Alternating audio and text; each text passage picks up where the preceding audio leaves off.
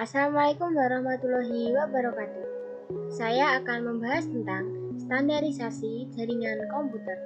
Sebelumnya, perkenalkan nama saya Nila Mirnawati dengan NIM 2005 1204027 dari kelas TIA 2020. Saya akan membahas 3 subbab, diantaranya yaitu 1. OSI vs TCP IP, yang kedua TCP vs UDP, yang ketiga network protocol.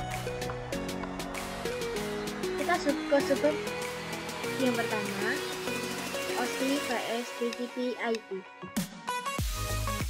OSI layer adalah standar komunikasi yang dipakai atau diterapkan dalam suatu jaringan komputer.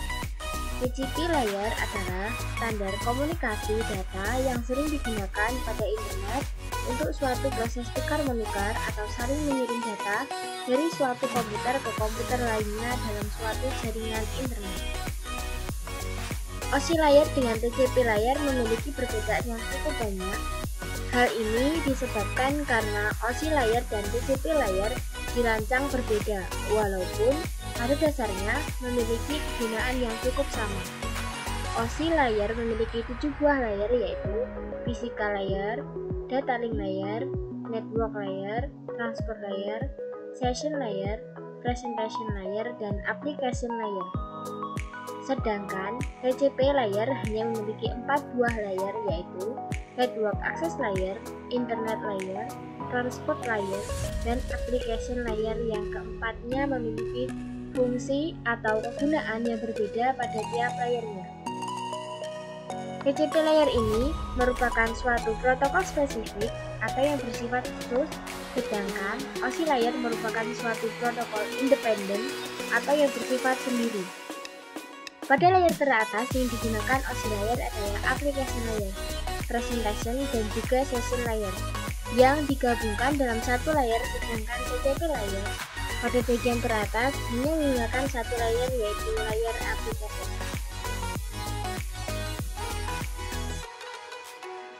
Di sini saya juga akan menjelaskan tentang 7 model OSI layer. Yang pertama, application layer, yaitu lapisan yang ke-7. Application layer adalah lapisan yang menjadi pusat terjadinya suatu interaksi antara pengguna dengan aplikasi yang bekerja menggunakan fungsionalitas sebuah jaringan. Selain itu, juga mempunyai fungsi untuk melakukan konfigurasi mengenai bagaimana cara aplikasi dapat bekerja menggunakan resource jaringan. Yang kedua, presentation layer, lapisan ke-6. Lapisan yang ke-6 adalah presentation layer, di mana mempunyai fungsi untuk mentranslasikan format data yang akan ditransmisikan oleh aplikasi melalui jaringan ke dalam format yang dapat ditransmisikan oleh sebuah jaringan. Yang ketiga, session layer. Session layer merupakan lapisan yang kelima yang berfungsi untuk mendefinisikan bagaimana sebuah koneksi dapat dibuat, dikelola, dan dikembangkan. Contoh protokol yang berada pada session layer adalah NFS, SMB, RTP, dan lain-lain. Yang keempat, transport layer. Transport layer adalah lapisan keempat yang mempunyai fungsi untuk memecah data menjadi paket-paket data serta memberikan nomor urut untuk setiap paketnya, sehingga nantinya dapat disusun kembali saat sampai pada tujuan. Pada layer ini juga menentukan protokol yang akan digunakan untuk mentransmisikan data, seperti protokol TCP. Yang kelima, network layer. Lapisan ketiga. Tugas dari network layer adalah membuat header untuk paket yang berisi informasi IP, baik IP pengirim atau IP tujuan data. Pada suatu kondisi, network layer juga melakukan proses routing melalui internet working dengan menggunakan bantuan router dan switch pada layer ketiga. Yang keenam, data link layer. Data link layer adalah lapisan kedua yang memiliki tugas untuk menentukan setiap bit data dikelompokkan menjadi format yang disebut dengan frame. Pada level ini juga terjadi koreksi kesalahan, flow control, pengalamatan hardware, atau perangkat keras, seperti halnya pada MAC address, Media Access Control Address. Yang terakhir yaitu physical layer, lapisan yang pertama. Dan model OSI layer terakhir dan yang paling utama adalah physical layer. Fungsinya adalah untuk mendefinisikan media transmisi jaringan, sinkronisasi bit, metode pensinyalan, serta membangun arsitektur jaringan seperti pengkabelan dan topologi jaringan. TCP atau IP. Kalau TCP atau IP ini memiliki 4 layer yang diantaranya ada di dalam OSI layer. TCP IP ini banyak digunakan dalam aplikasi seperti HTTPS, HTTP, FTP, IMAP, SSH, POP3, Telnet, dan juga SMTP. Aplikasi ini menggunakan TCP IP untuk membuat komunikasi menjadi lebih handal. Selain itu, TCP ini menjamin pengiriman pesan dari satu komputer ke komputer lain. Proses pengiriman ini menggunakan mekanisme handshake. Keberadaan TCP IP ini memang sangatlah penting dalam sebuah jaringan internet. Dalam pengaplikasiannya, TCP IP ini mengatur standar pesan yang dikirimkan antara komputer satu dengan yang lainnya, dan tentunya memanfaatkan jaringan internet.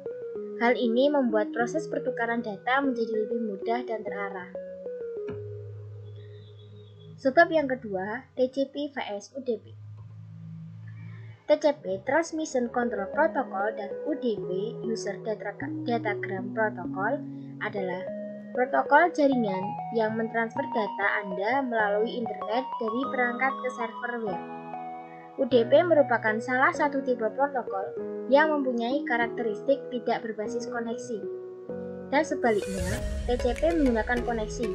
Salah satu protokol ini umumnya digunakan saat Anda mengobrol dengan orang lain melalui Skype, mengirimkan email, menonton video secara daring, atau sekedar menelusuri web.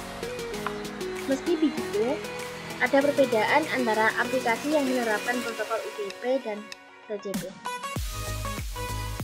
Cara kerja TCP vs UDP. TCP bekerja dengan cara mengirimkan data secara berurutan.